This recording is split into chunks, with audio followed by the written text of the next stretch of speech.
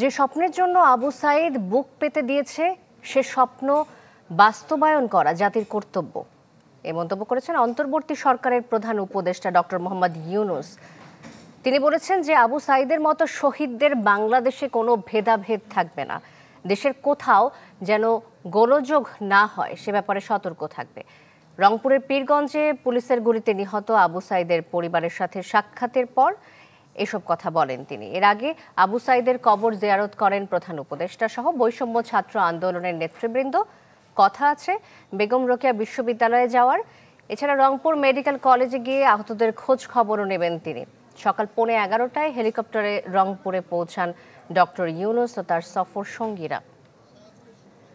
যে লক্ষ্য নিয়ে এই বুক পেতে দিয়েছিল, যার কারণে কোটি কোটি ছেলে মেয়ে সামনে দাঁড়িয়ে বন্দুকের সামনে দাঁড়িয়ে গেছে, ভয় পায় না।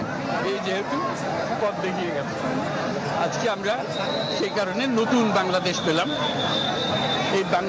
এই নতুন বাংলাদেশ গড়ার দায়িত্ব এখন আমাদের।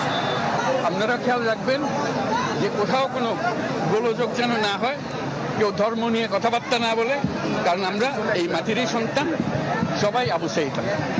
কাজে এদের সন্তানদের রক্ষা করা জাতি ধর্ম নির্বিশেষে এটা আমাদের এখন কর্তব্য।